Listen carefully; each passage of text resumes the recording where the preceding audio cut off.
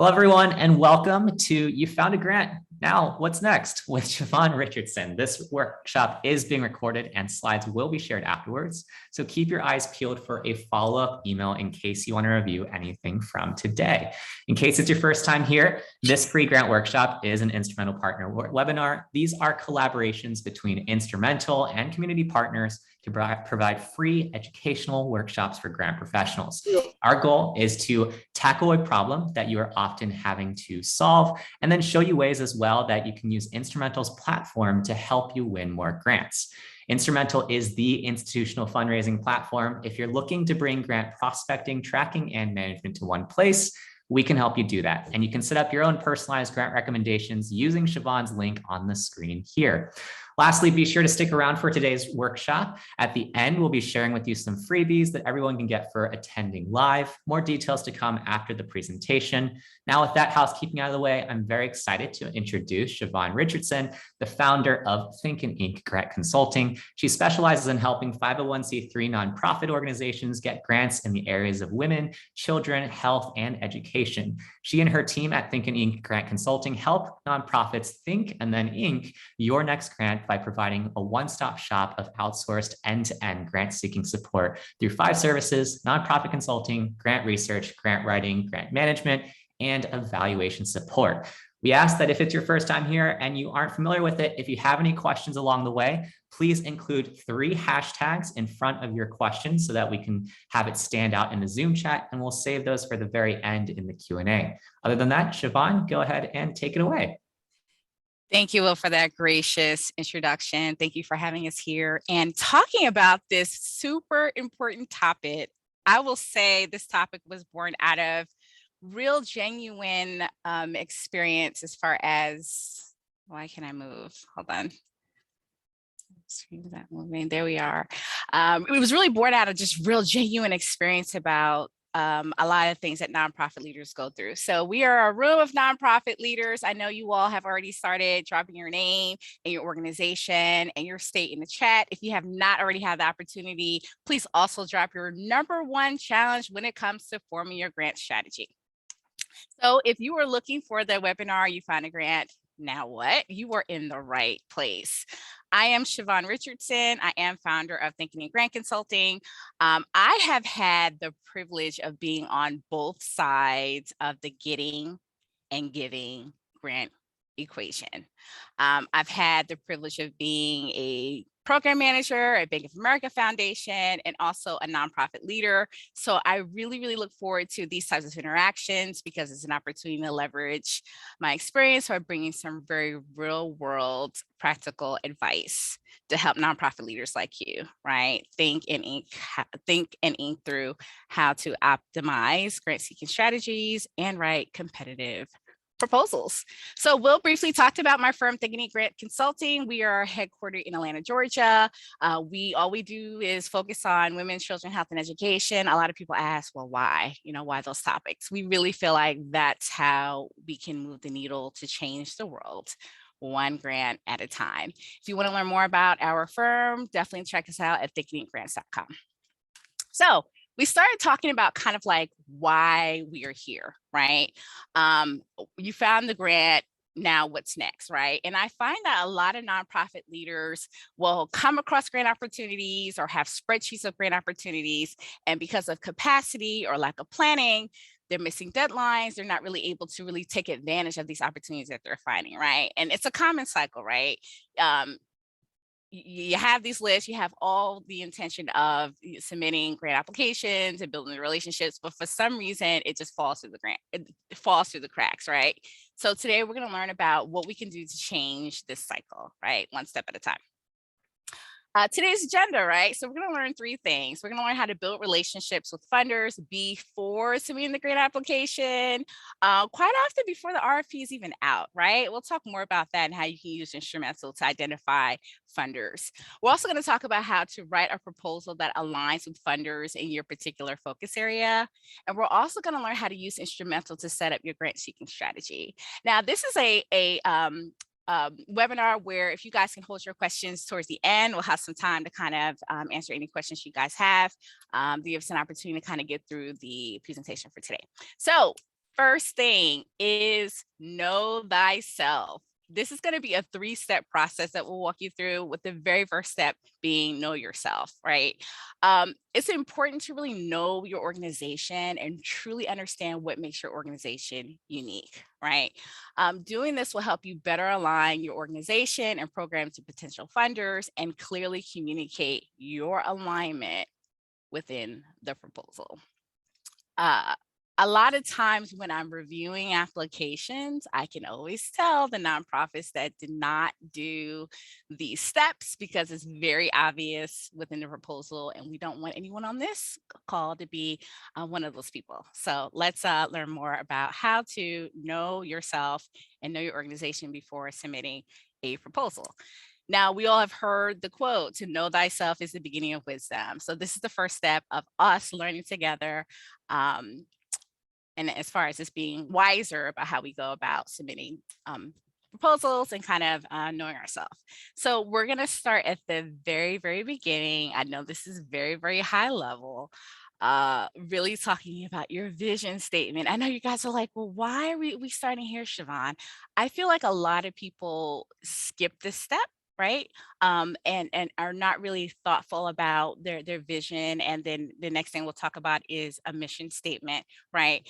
For organizations that have been around for a really long time, this is not something that you want to do often. But if you're just starting out, you definitely want to make sure that your vision statement is audacious, right?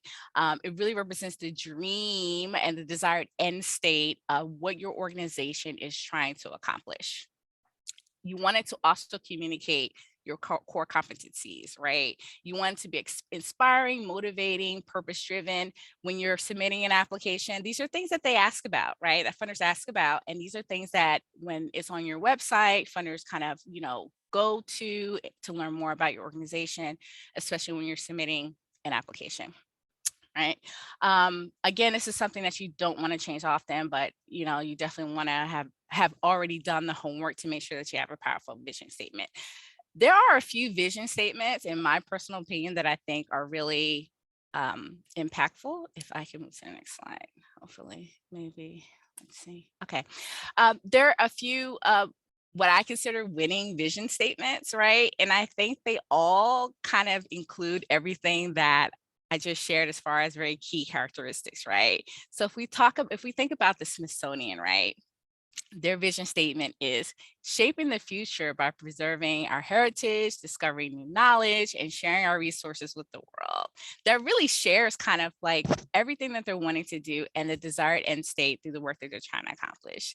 Others are Feeding America, a hunger-free America. That's very, very clear as far as a desired end state. And the same thing with the Alzheimer's Association, a world without Alzheimer's. So if you've never really sat down and really looked into your vision statement, and if you're new, if you're starting out, these are kind of the spirit of what you're seeing here is what you want to make sure that your nonprofit embodies. Know thyself, your mission statement. Does your mission statement succinctly communicate who you are, what you do, and who you serve? I cannot explain how many times I see mission statements that have 3 and 4 sentences that are very, very long, and it's almost kind of taking from your organization description. I find if you have a really long mission statement, mission statements are just supposed to be very clear, very simple, usually one sentence, and usually the language should be very, very simple. Usually align with the 8th grade level of reading or less. They should be very specific. It should be easily explained by others, because your mission statement is something that your board of directors are going to use in the community when they're advocating and they're explaining what you do. And anyone else that comes across your organization should easily be able to communicate your mission statement. Your mission statement is also very key because everything flows from your mission statement. So when it comes to creating programs or including an opening sentence in an application, a lot of times it's your mission statement, right? Just like vision statements, I kind of pulled some vision statements that I think are really good and very succinct, right? And are very clear.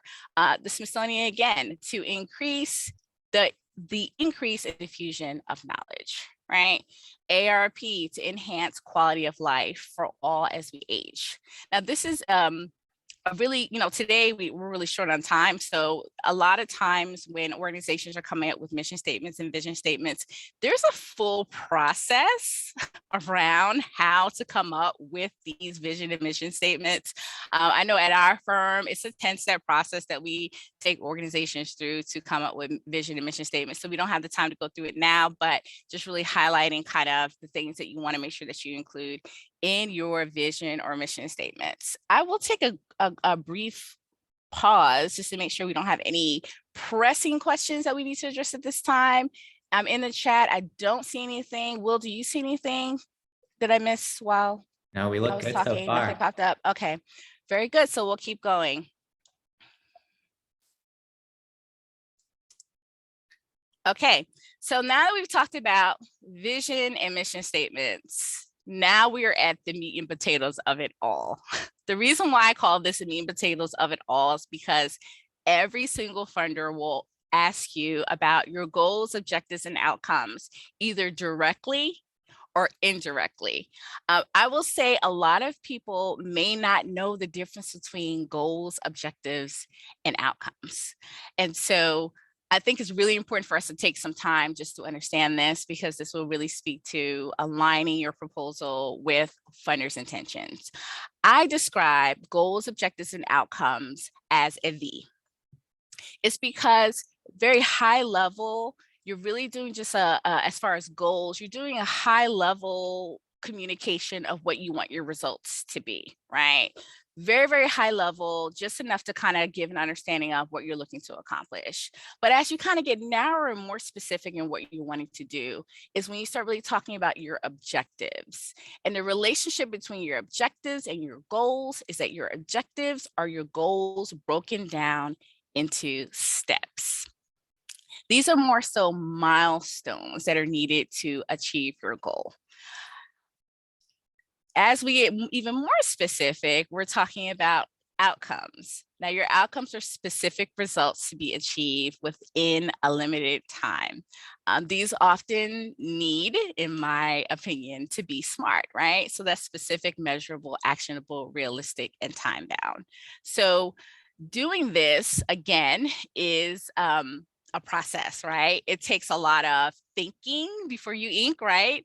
Of understanding these three things so that when you are having these conversations with funders and when you're writing applications, you're not thinking, okay, they asked me my goals, I told them my goals. Now they asked me my objectives. Am I just repeating my goals, or am I being very thoughtful about kind of breaking down the milestones? And so that's super important to know the difference between the three and to also be able to communicate what it means to your organization.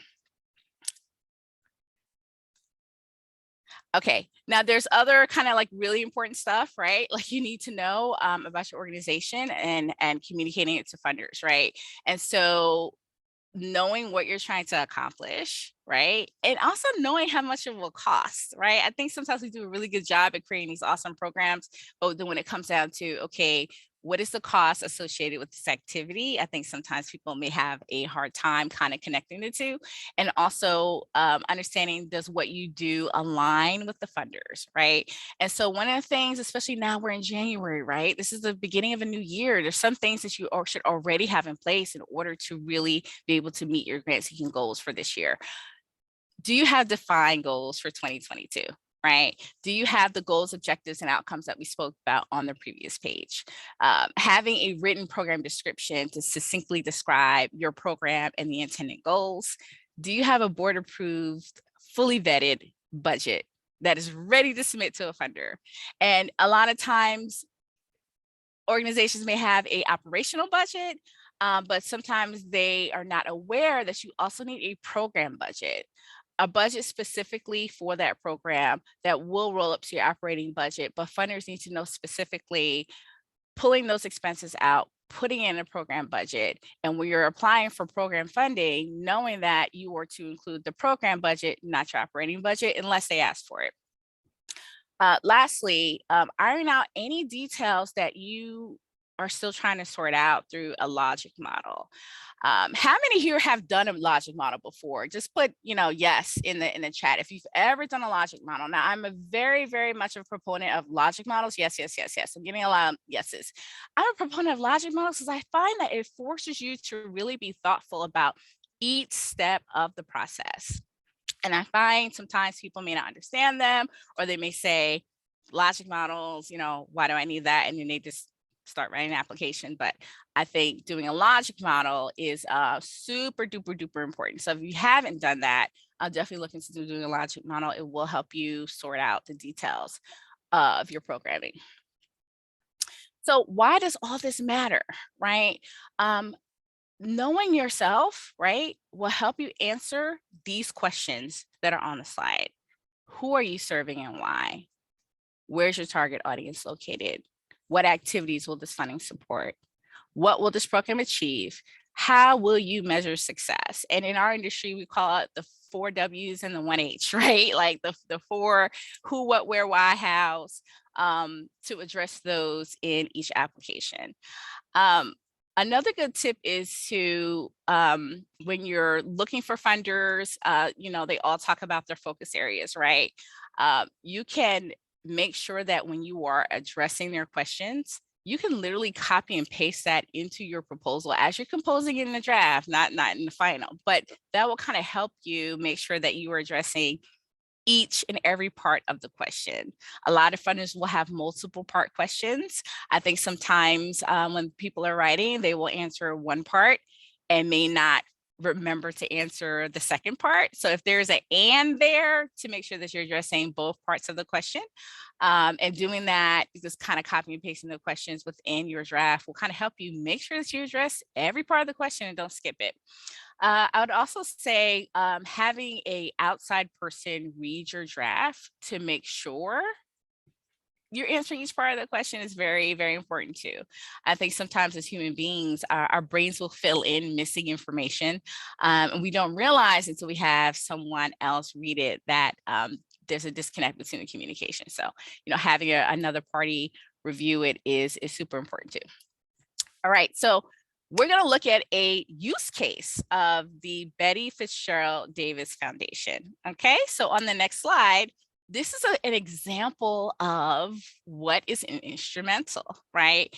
Very high level, right? Instrumental has so many additional things as far as little tidbits on each funder, but very high level. They will share with you, who the foundation is, the guidelines, and the eligibility. And so looking at who this funder is, right, they focus on honoring Betty and Davis Fitzgerald. They want to make a difference in the lives of others, primarily through education and healthcare of disadvantaged residents of Metro Atlanta and Georgia. So with just that there, right, just understanding who this foundation is, if your organization is in Alabama, do you think this is a good funder that you should submit an application to after they've already kind of been very clear about supporting residents of Metro Atlanta and Georgia? Maybe not. There are some funders, and Instrumental will help with this, that will include all the areas that they support, some national, some are multi-state, but if they specifically say we help residents of Metro Atlanta and Georgia, then this may not be a funder that you want to include on your list. And you definitely want to spend your time and energy with funders that are more aligned with the work that you do. Okay, and then getting a little bit deeper, right? Getting into the guidelines, right? They talk about specifically what they're wanting to do: increase access to mental health resources, support education for disadvantaged students in a way that promotes high school and college completion. So if you're focusing on middle school, if you're focusing on K-6, this is not the funder for you. Definitely look for funders that are focusing and wanting to support organizations in that space. And most importantly, you want to always look at the eligibility, right? They really speak to nonprofits that are in Georgia that are focusing on these 3 areas. They also talk about, other things as far as 501c3 qualification and really, and this is really important because I think a lot of people overlook this, they're saying that they will support operating funding, funding for special projects, and capital projects. And so for the most part, most funders do prefer to give to program funding. So to find organizations that will also support operating funding is very unique. Sometimes that's not always on their website. Sometimes you do have to, reach out and use the contact information instrumental to learn more about their giving. But this particular fund is being very clear that they are also open to supporting operating and funding for capital projects. So that's really important to know the difference if you're either applying for operating or program funding. Next, we're going to talk about a logic model. So we mentioned logic models earlier in the presentation, and I want to zero in on 3 parts of the logic model. Now, logic models, just as a quick review, do include inputs, right? So these are any resources that we're going to use to support the program. The resources can be staff, venue, curriculum, training, kind of anything that you're wanting to do. Activities would include identifying things, creating things, coordinating things, supervising things. They all often start with a verb, right? These are things that you're actually doing. Outputs are what the activities are creating. And most importantly, you have your short-term and your long-term outcomes. When we're talking about aligning your organization with funders, you want to take your logic model and look at the activities that you're wanting to do for this program. If these activities are ineligible activities, then that potentially may be a funder that may not be a good fit for you. So if the funder is saying, we will pay to train job trainers, we will pay to train job seekers. However, we will not pay for marketing opportunities, or we will not pay salaries, things like that. And so use that as a key to help identify funders that align with the actual work that you're planning to do. As far as outcomes, right? So short-term outcomes, depending on the organization, can range from 6 months to up to 2 years. Long-term outcomes could be anything beyond that. And so all outcomes generally, since they are SMART, right?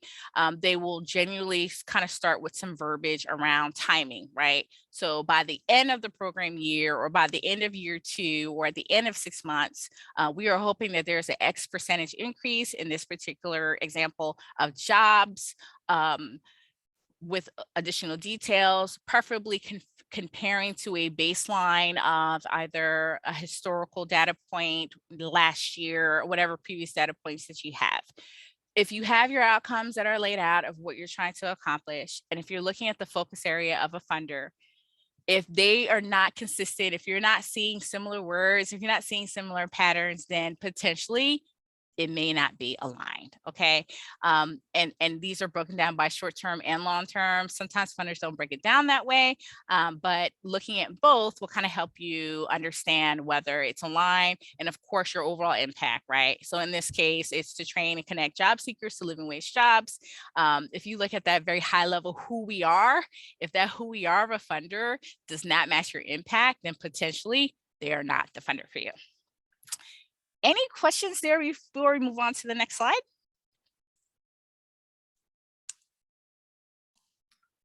One question in general is, Jessica had a question if you offer any specific trainings for logic models. I do.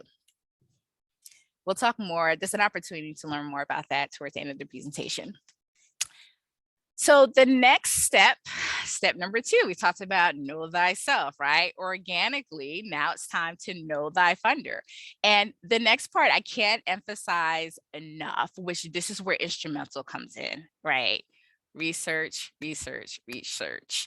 How well does your program align with funders' goals? You have to learn as much as you can about potential funders beyond what is on their website. Right. And that's where instrumental comes in. Instrumental provides that deep information, that deep data that you would probably have to go to 15 different resources to get in one place. I remember years ago, pre-instrumental, I'd have to look up a 990, right?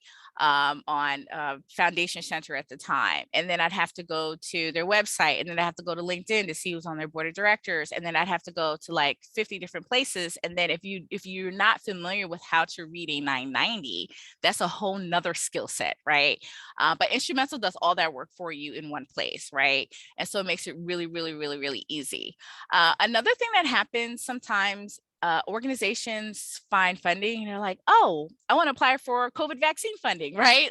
When they've never done any projects like that before, right? And so in our industry, we kind of call that mission creeping, meaning you're just kind of like changing your mission to meet the needs of a funder because you saw a really good opportunity and you feel like you're going to miss out on it. Funders are hip to that, right? They know that organizations will try to create new programs to get new funding. And so a lot of times they will ask you a question about your history and your track record in delivering those types of programs, right? Not to say if you don't have a track record, you can't get a grant, but sometimes funders will ask that question. So a lot of times if organizations are looking to grow and expand their programming, a lot of times I will say, collaborate, right? Like, submit a collaborative application with another nonprofit organization that does have that track record, right? And you all could do the project together. It would increase your chances of getting funding, and funders love supporting collaborations.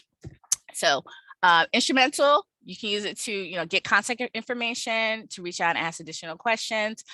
There's a lot of detail about past giving amounts, which you can submit a great proposal, but if your ask is off, if they on average don't give any more than $5,000 a year and you're asking for 20 as a first-time applicant, that might raise a few eyebrows with the funder, right? Another thing to consider, percentage of new applicants versus existing applicants, very good information to know.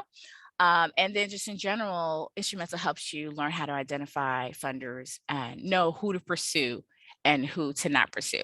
So with that being said, we're going to transition a little bit and we're going to look at some real life examples in Instrumental, and Will is going to pull up Instrumental and kind of walk you through some of the things that I mentioned. Awesome, Siobhan. Thanks for that handoff. And if you're looking at the Zoom chat right now, there's Siobhan's link. It's instrumental.com/Siobhan.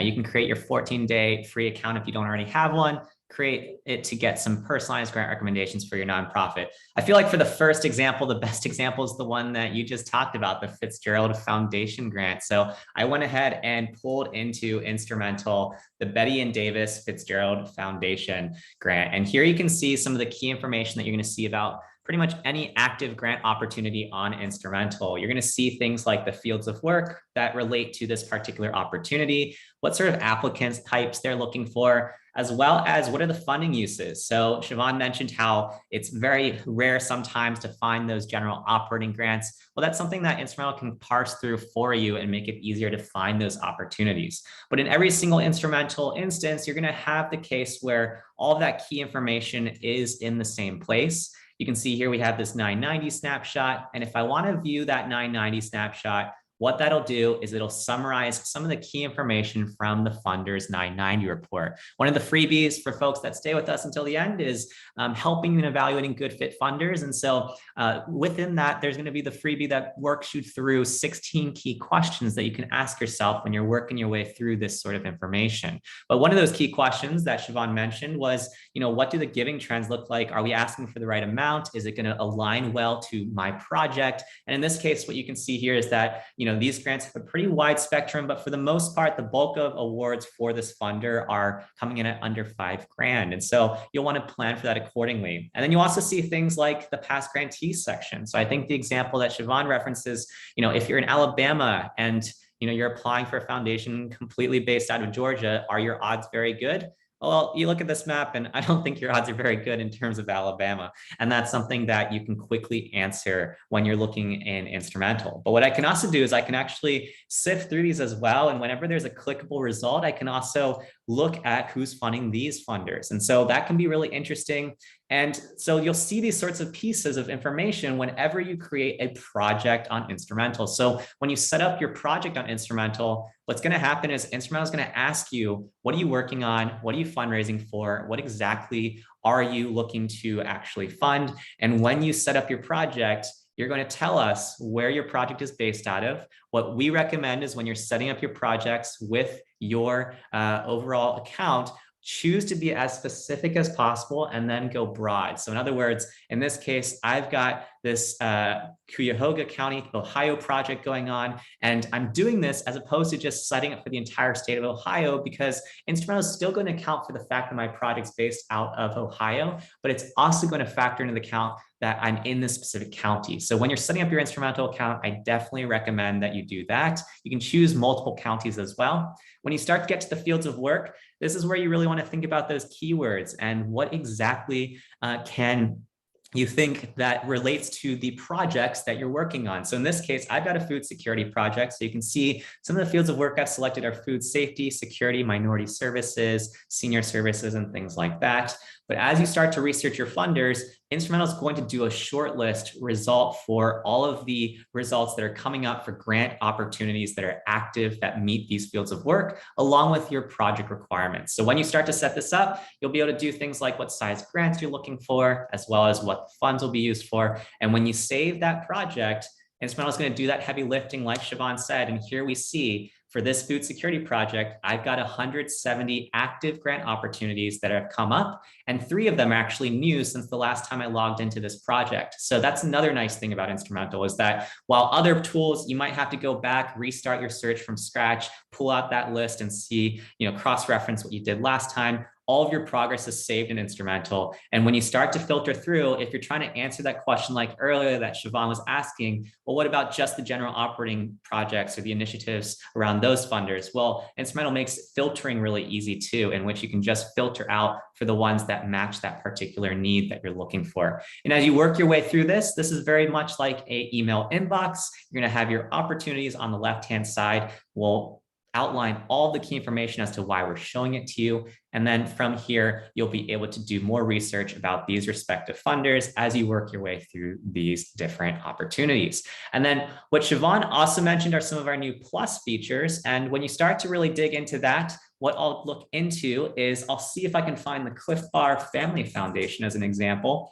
And what'll happen is when Instrumental can parse it, we will also parse relevant data that is going to make it easier for you to assess whether or not the funder is a good fit for you. So on that know thy funder part, this really speaks to this point in that you can look at what the average grant amounts are, the median grant amounts, but you can also look at things like who are some of the key people? What are the key trends over the years? What I tell folks is look at the last 3 years and look at whether or not the trend line is more or less holding. Is there an uptick? Is there a downtick? When you have certain years like 2020, where COVID is coming is onsetting, then you have different priorities in terms of funder focus areas. And so that may result in different areas in terms of, those particular components. And then as you start to work your way through the grant amounts and things like that, you're going to see the distribution of what that looks like. Past grantees, you can see with the Cliff Bar Family Foundation, a lot of it is coming out of California. What you can also do is you can click into each of these. It'll show you their past recipients as well. And that's really cool because I think Eric actually asked me a question if you can see a funder of who are the funders. That's a great question, Eric. So what I'll do is I'm going to open a few of these. And whenever it's clickable, I tell folks to go ahead and click through because there's this section called past awards received. And that's where you can actually go through the last few years of funding and find another short list of good fit funders. So past awards received is the key trick there, Eric. Good question. And then as you're working through some of that openness to new grantees, if you are working on an opportunity that typically has less than 30% of new grantees, there might be another opportunity out there that is more open to a new applicant than the one that you're working on. So that's generally our benchmark in terms of what we tell folks here. And then also that point of, are you asking for the right amount? Well, in this situation, it looks like more or less repeat grantees and new grantees are getting about the same amount of money, but you might find a funder that actually gives twice as much to repeat grantees. And so just knowing that information is crucial. And then lastly, this giving by NTE codes section, this is really helpful in terms of just aligning funder interests. So if you see that, there is a lot of interest in your project area in the top 3 to 5 results, then it's usually a sign for you to go into this bottom section where you can then dig into exactly what they're funding related to that NTE code. So that's something to check out when you're working your way through your results. And then once you set up everything in Instrumental, you'll get everything into your tracker as well, and you can save it. And from here, you can start to project manage everything in the same place as well. I know Siobhan's got a big team with her consultancy, and so she's got different team members that are working within Instrumental, doing different components, and that's all enabled through the tracking and management side of Instrumental. So what you can do is you can click into one of these and you can essentially leave notes for yourself, leave that for a team member, create different tasks as well. And that can be really helpful when it comes to, streamlining all the work so that you don't have to have a Google Doc here, a Dropbox folder over there, a Google Calendar invite for the deadlines. All of that gets rolled into Instrumental. So that is what you can essentially do in terms of bringing all of your work here, and that makes reporting really easy as well. So in the case where somebody on Siobhan's team says, we need to give her an update for the month of January and where we've gone so far, well, we could just select our different client projects. We can go ahead and select what the different statuses we want to pull from, look at the year, and then from there, create a report. And we've got a report that we can attach and send to Siobhan in pretty much 2 seconds. And so that's really powerful when it comes to client relationships too. If you're a grant writer in the audience and you are looking to just like streamline your updates to your clients, this can save you tons of hours just in terms of that side of things. You can even bring these sorts of reports into your next client meeting because you can essentially give these on a regular weekly basis and just save a ton of time there. I see that there are a few questions about the differences with Foundation Directory. Great questions as well. In the footer of our site, there is a page called Foundation Directory FDO Compare. You can feel free to click that guide, but essentially some key differences. Foundation Directory Online mainly covers just the prospecting side of things. It doesn't include smart matching in terms of the search process. Whereas Instrumental provides both prospecting, tracking, and management in one tool. So if you're trying to deal with some of the tracking components, if you're using an Excel sheet, for example, you won't be able to really do that full from start to finish in FDO. And you also see some of the other features that are different between the 2 platforms when you visit this page. And I'll leave that as well in terms of the chat in case you have questions. But at a high level, pretty much what we've got here are smart matching being one big distinguishing factor, robust grant tracking and management, coupled with easy collaboration. FDO doesn't really support multiple users in a very seamless way, whereas Instrumental allows you to have your entire team on the site and essentially collaborating with one another. And we'll have even more features in 2022 that we're excited to announce as we start to introduce some calendar tabs and other things that our customers are clamoring for. So I think there's a couple questions that I'll try to tackle that I may not have covered yet, but in the meantime, let's see, Patricia, can you talk about next steps? For example, if we want to apply for the Cliff Bar grant, what should we do in Instrumental next? Great question. So let's say, for example, I've got that Cliff Bar Family Foundation grant. What I can do is I can click into the funder and I can just add new from here. If Instrumental already has an instance of an opportunity from that funder, I can select it. Otherwise, I can type it in for myself. In this case, from here, I would align it to a project. If I recall, their work was mostly in the environmentally based projects. So in this case, I'm going to select my environmental project, and then maybe I'll move it to planned. And then I believe the average grant was around $5 to $6 grand. So I'm going to put that as my goal. And then I might have my submission goal here and then review with team. And then that would go ahead and go into my tracker. Now, when I go into my environmental project, what I'll see is that Cliff Bar Family Foundation grant now ready to go there. So that's something that it would be really helpful in terms of just streamlining everything in one place. So yeah, if you need help in setting up your Instrumental account, you can feel free to use Siobhan's link. Everybody that signs up for a free account gets an onboarding specialist. So we'll have more time carved out for you guys in terms of digging into all the power behind the platform and whatnot. And yeah, and overall, if there's any particular other questions, we can feel free to answer them in the rest of the chat as well. But I'll pass it back to Siobhan in terms of the presentation.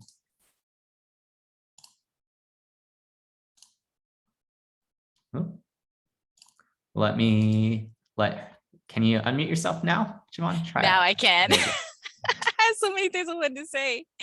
I will say, to emphasize Will's point, and a few questions came in. It is so important to see other organizations that they've given to. You don't understand how golden that information is, because it would take you having to go through a funder's annual report to see everyone they funded, if they list everyone. And then you'd have to go do the research individually. Instrumental gets it to you all in one place. And so I just wanted to highlight that, because I don't think people understand how important that is. Patricia, you asked a question about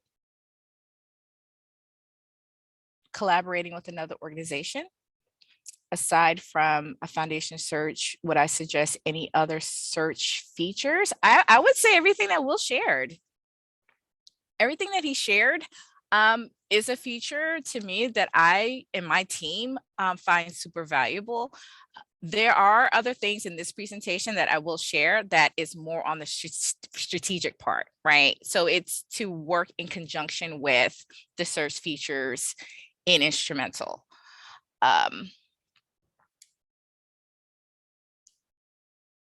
Okay, I lost myself for a second.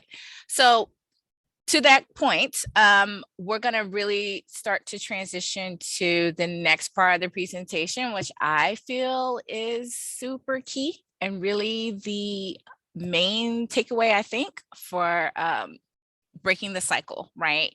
And that's planning and executing, which is step 3 of this presentation, right? So we have another quote for you, right? And you know, everyone has heard this quote, right? If you fail to plan, then you are planning to fail, from our dear Benjamin Franklin. So planning is key. And I think this presentation is so timely because we are in the month of January. And today I published an article on LinkedIn that talked about like how January can make or break your year, right? And so I think right now you all are in a good space to take advantage of the strategies and the resources that Instrumental provides to be able to plan to have a successful year. The first thing I want to do is I want to level set, right? Time is a premium, right? And capacity is especially a premium for nonprofit leaders. I know you all are always asking yourself, do you have the time and capacity to invest in pursuing all these relationships? And the reality is you really don't have the time and capacity to pursue and invest in relationships with 100 funders, or maybe even 50 funders, right? And then, you know, taking into consideration finding them, building relationships. We haven't even gotten to the part of even pulling together a competitive application, right? You really have to be really thoughtful about your time, your capacity in doing all those activities.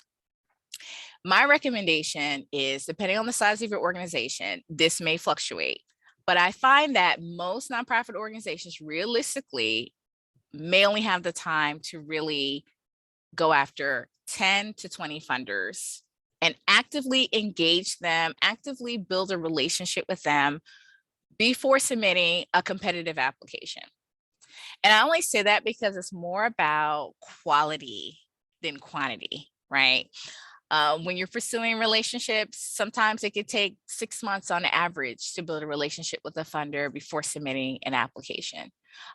If we're talking about foundations, sometimes it may take 20 hours or more to write a competitive proposal, not one that you're just kind of pulling together the night before, not one that you're kind of just copying and pasting and not really being thoughtful about structuring the proposal specifically for that funder.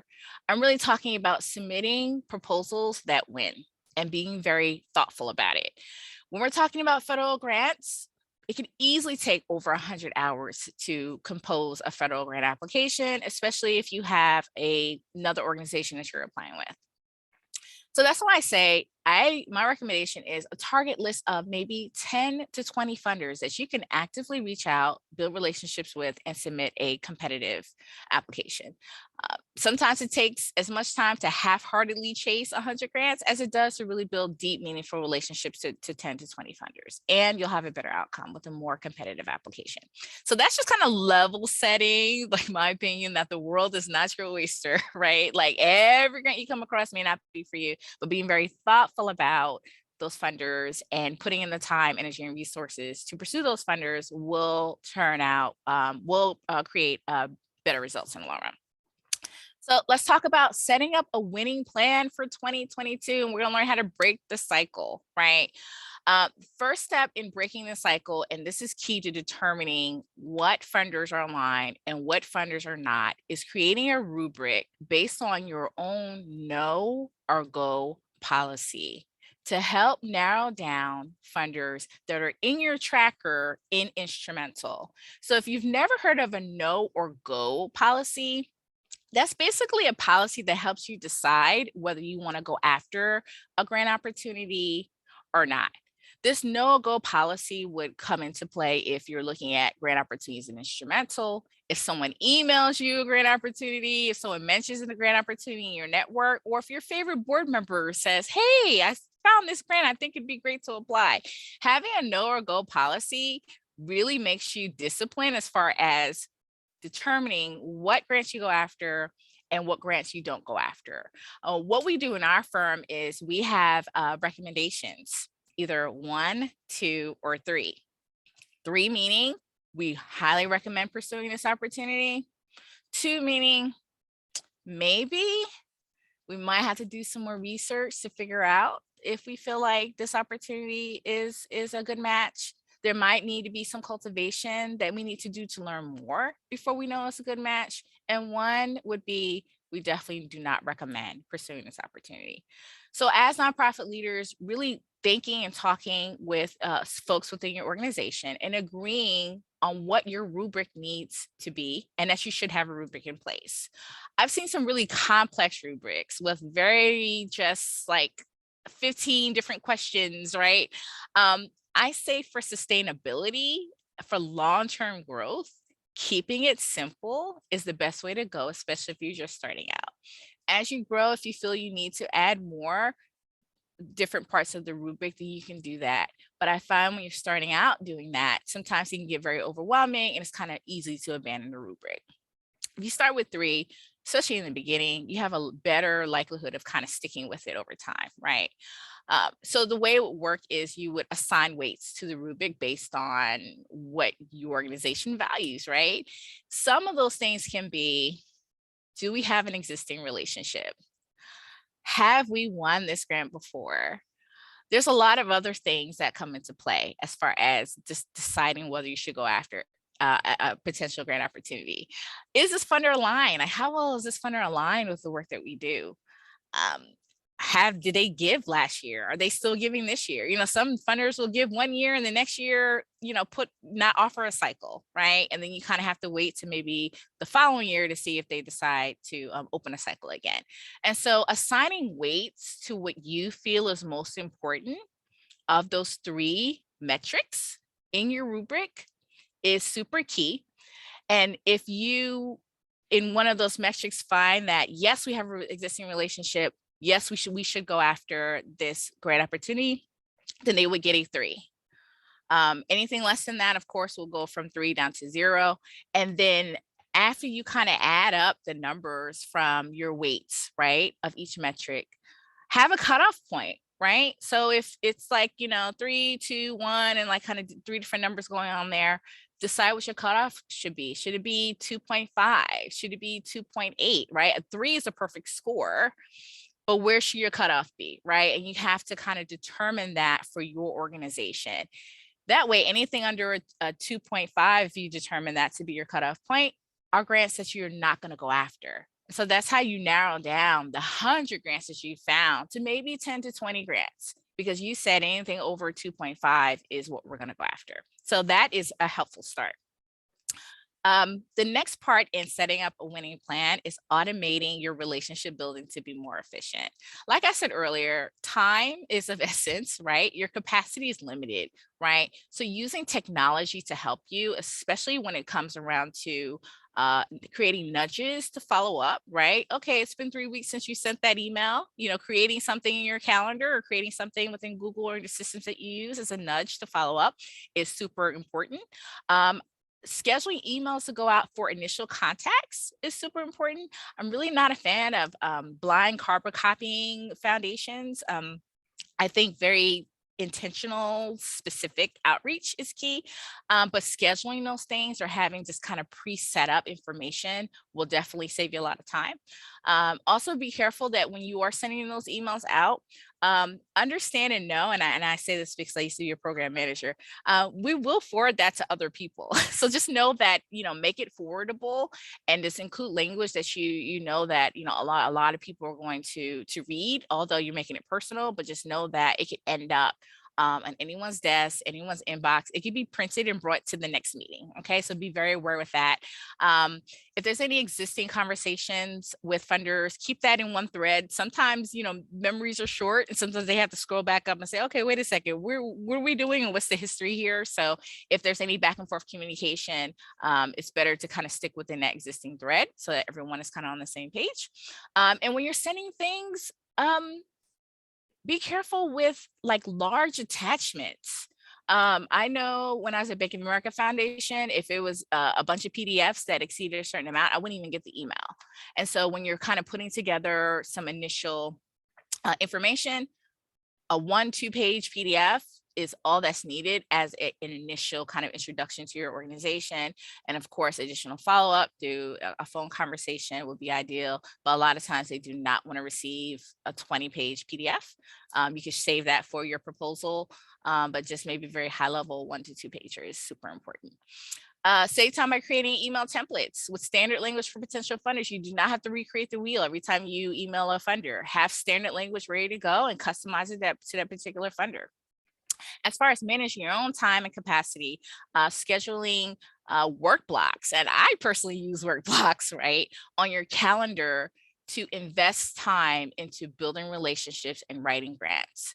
I find that sometimes, for lack of a better term, sometimes nonprofit leaders' time gets hijacked, right? That you have the time to sit and do it, and then there's a meeting or someone comes in and there's some question, and then there goes your time to build relationships and write grants. But protect that time block at all costs, and have it be time little by little over weeks. And so that way you're progressing towards building relationships with funders and writing grants week over week. It may be 2 hours here, 2 hours there, but you'd be very surprised of how much those time blocks add up and you're able to actually get some stuff done. And finally, don't do it alone. Engage your team, right? And delegate tasks to different people. Make sure you have a way to communicate through some regular touch points, whether that's meetings, email, shared drives, whatever that looks like for you, to make sure that everyone's on the same page. So that was a lot of information, but very, very, very important information. And so kind of as we wrap up, I just want to summarize some of the key takeaways, right? So one of the things that we were going to do today during our time is build relationships with funders before submitting your application. The insight for that is to create a concrete plan with templates so that you're automating, creating a system to build relationships with funders. The second thing we were together to accomplish today is to write a proposal that aligns with funders' focus area. And my recommendation is using a logic model and some of the other tools that we talked about to think before you ink. And lastly, using instrumentals to set up your grant seeking strategy. So identifying key funders that align with your organization, try to limit it to no more than 10 and 20, be very thoughtful building relationships, and you will really go far. So I don't know if I feel like we have questions, but I'll get through these next 2 slides and then we'll take questions. People were asking kind of like how to get help with logic models and stuff. So everything that I talked about, creating mission statements, vision statements, logic models, literally everything we do for our clients. We do have a part of our business. It's a new subsidiary, Get Grants Better, which is just for emerging nonprofits. And so the information is here if you guys want to learn more information. We have training where we can walk you through how to do it yourself.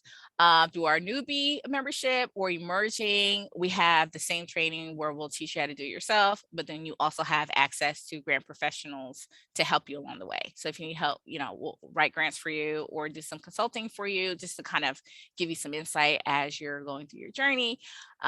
We have those as well. And so you can learn more about that. We do have a incentive for you guys that does expire January 31st. So if you check that out, you can learn more. And of course, you also get your discount off of Instrumental. And I think that is it for me. I know we'll have some kind of follow-up things for you, but I am happy to take any questions that are coming in the chat, or if anyone wants to ask a question at this time. Awesome. I'm gonna field through those questions in a little bit. Following up with Siobhan, you can see the information on the screen. Again, I just put in the Zoom chat as well, her Instrumental link. I put in some freebie links as well as our upcoming future events. If you enjoyed this workshop today, our next one's going to be in terms of partner workshops on the 26th, covering 4 tips for building relationships with charitable corporations with Jenny Hargrove, the host of Nonprofit Jenny podcast. That'll be at 1 p.m. You can register on the events calendar as well. And then in the next slide, Siobhan, we have the freebies that are happening. So the next slide after that, pretty much in the Zoom chat, you'll find that there's the link to that WooRise link with 1-12-22. Just fill that out. It's a feedback form for what you thought of today's presentation, what topics you guys want to see next. That's exactly what we use to then plan out our content calendar. And then we're going to go ahead and start asking a few of these questions, tackling them one by one. I know several people asked this question in different forms, but Siobhan, what are your suggestions when it comes to first getting to know funders? Currently, Dana goes for grants that they've done before, but she would love more tips in terms of establishing those relationships with new funders. Yeah, I think sometimes nonprofit leaders are afraid to reach out. I think they think like, funders are in this glass castle somewhere and it's like, oh, I can't talk to them. Funders are just super approachable. Although organizations vary by culture, especially with COVID, some aren't even in the office, right? So sometimes there may not be the opportunity to call, but you'd be very surprised of how friendly funders are if you just pick up the phone and call. Ask questions, have conversations, have very informal conversation, even if there's not an open RFP, right? Instrumental provides contact information. And if a funder is providing contact information, that means they're open to contacting you and having conversations. There are some that say, please do not call us. Please do not reach out. The way you engage with us is a LOI, which is short for letter of intent, or letter of inquiry in some cases. And so if you're giving guidance to engage in that way, always take that guidance. But if there's contact information, definitely feel free to reach out.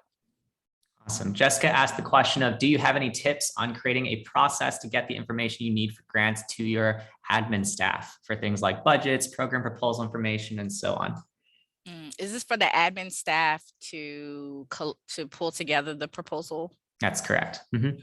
Okay, so that's just basic technology, right? I know when we're supporting our clients, we're fans of shared drives, we're fans of links, we're fans of reminders, right, with links, and having people kind of upload things to one place. That way everyone always has access. That cuts down on the need to send an email or to attach a file and send it to someone. And so that might be beneficial. And I'm sure there's some other technologies out there that could be helpful as well. And Siobhan, the other thing that someone asked was if there are any templates for building relationships. Yes, there are templates in our Get Grants Better training. Awesome. So definitely check that out for those resources. Jessica asked earlier for me if the information provided on Instrumental is any different than what's on Foundation Directory at the library. The main difference is really how we really synthesize the data for you. So if you're looking for things like percentage of new grantees versus repeat grantees, what amounts are those folks getting as opposed to repeat grantees, as well as other insights like those are things that only we know. To our knowledge, we're the only provider that does that sort of synthesis. In terms of the actual raw data itself, all of these companies, all of us are drawing from the business master file, typically from the IRS, and those are the 990 filings that are submitted by the foundations. And so that's the answer to that question. I could add to that, Will, if you don't mind. I will say Instrumental has saved me and my team a lot of time. I find using other databases, we have to use multiple systems to get all the information we need, and then we have to take the time to synthesize the data. So to Will's point, the fact that Instrumental already does it for you, you save so many hours that you would lose if you had to kind of find that information on your own. Yeah, and what we did when we studied our customers is our impact study found that we were averaging for each team member using Instrumental 3 hours a week on average, as well as 78% of an increase in grant application output. And so what I usually tell folks is think about what another 12 hours for each team member on your team means for you and in terms of what you can accomplish, whether that's for your own nonprofit or for the clients that you're serving. Eric had a question in terms of where to find that information of, first time funding as opposed to repeat grantees. I'm going to share my screen real quick so I can show that to you, Eric, in case you're on your Instrumental account. When you are going into the section in openness to new grantees, that is where you're going to see that breakdown of new grantees versus repeat grantees. So sometimes what I've seen, for example, is I'll see a case where repeat grantees are getting 3 times the amount of money of new grantees. What that typically signals to me at a high level is that funder probably wants to first, establish a relationship, actually have proven track record in terms of you delivering on what you wanted in the first year, and then before they start to scale up the ask there. The other resource that I would say, since so many people have kept on asking about, building relationships and things like that, our blog has a ton of free resources on top of these workshops. Just go to instrumental.com/blog. There's grant writing classes where you're going to see replays of these sorts of workshops. One of them that relates to what Siobhan was talking about was Dr. Bev Browning and her presentation on SMART objective statements. We break down exactly how to do that.